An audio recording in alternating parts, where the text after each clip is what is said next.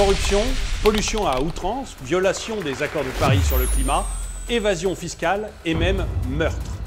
La filiale nigériane de Shell enchaîne les scandales. Comme vous allez le voir, même les grandes entreprises ont des placards pleins de cadavres. Bonjour, je suis François Xavier et aujourd'hui, je vais vous parler de Shell Nigeria. Shell est impliquée dans une corruption inédite au Nigeria. L'entreprise Shell se serait rendue coupable de corruption en tentant d'obtenir un champ pétrolier offshore d'une valeur d'1,3 milliard de dollars au Nigeria. Une plainte très suivie par le Nigeria avait été déposée en Italie contre Shell et Eni. D'après les procureurs, l'argent versé par Shell et Eni pour l'acquisition du gisement pétrolier offshore n'a pas profité à la population nigériane. Au contraire, il a principalement servi à corrompre des hauts fonctionnaires, des hommes d'affaires et des politiques nigérians. Un homme en particulier a été cité. Il s'agit de Dan Etete, ancien ministre nigérian en charge du pétrole. Il était aussi propriétaire d'une entreprise appelée Malabu, qui a touché des pots de vin pour faciliter l'acquisition de ce gisement de pétrole au large du Nigeria. Shell a prétendu ne pas être au courant de ce que cet argent allait servir à l'une des plus grosses affaires de corruption du XXIe siècle. Et apparemment, cela a réussi à convaincre les tribunaux italiens qui ont déclaré Shell et Eni non coupables le 17 mars 2021, après 3 ans de procès. Bien sûr, ce verdict n'a pas plu au Nigeria, qui s'est dit très déçu. À cette date, le gouvernement nigérian n'a pas encore accordé de permis d'exploitation à Shell et Eni, ce qui fait qu'aucun baril de pétrole n'a été extrait de ce gisement. Le Nigeria pourrait faire appel de cette décision, mais le verdict final n'a pas encore été donné.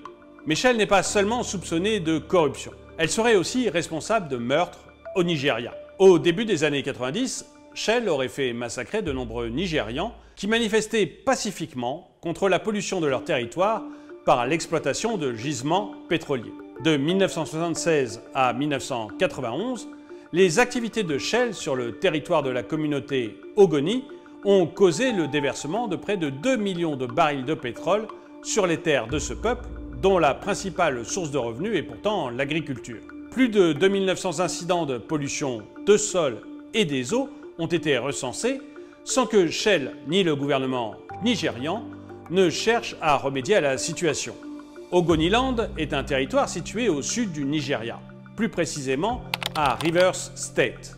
La pollution causée par les exploitations pétrolières de Shell avait rendu les terres agricoles de ce peuple inexploitables pour l'agriculture. Voyant que leur survie était menacée, les Ogoni organisèrent des protestations pacifiques. Le but était d'attirer l'attention de Shell et du gouvernement nigérian sur leur détresse. En 1990, les villageois sentent que leur voix n'est pas entendue et ils osent, pour la première fois, entrer dans une installation de Shell située dans un village appelé Umuchem, et j'espère que je le prononce correctement. L'entreprise anglo-néerlandaise fera appel aux forces de l'ordre nigérianes pour endiguer la protestation. La police nigériane va se ruer sur les lieux, armée de fusils et de grenades, pour tirer à balles réelles sur une manifestation pacifique. Le bilan de ce massacre, ce sera plus de 80 morts et plusieurs dizaines de blessés.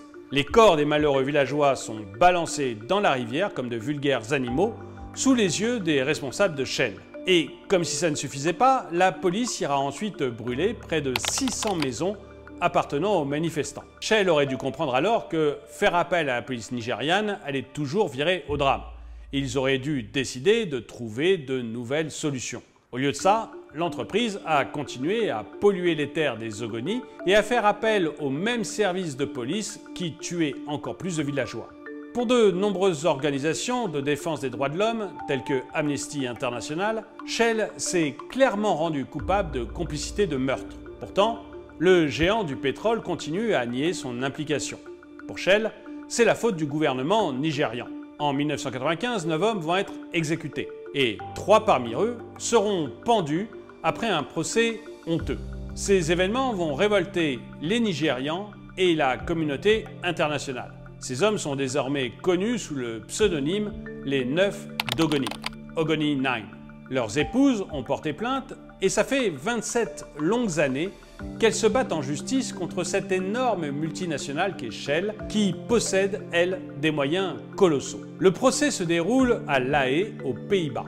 Victoria Berra, l'une des femmes dont le mari a été pendu en 1995, continue la bataille contre Shell, même si l'espoir est mince d'obtenir justice. En effet, malgré le témoignage de nombreuses personnes qui affirment qu'à l'époque, Shell les avait payés pour livrer un faux témoignage, les juges hollandais ont estimé que les preuves de la culpabilité du géant ne sont pas suffisantes.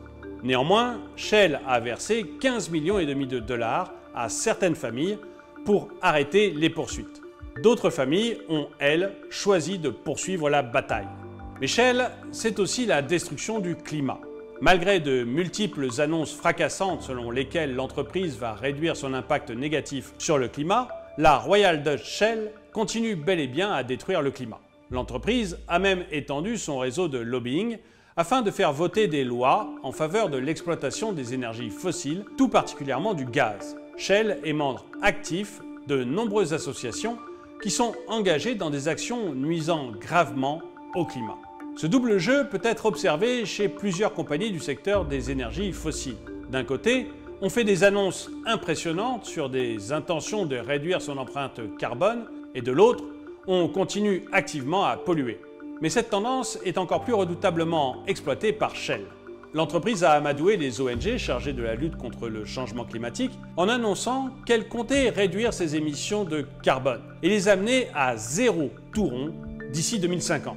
Venant d'une entreprise qui fait dans les énergies fossiles depuis la nuit des temps, c'est difficile à croire. Et on n'a pas eu besoin d'attendre longtemps avant que Shell nous prouve qu'on avait raison de rester méfiant.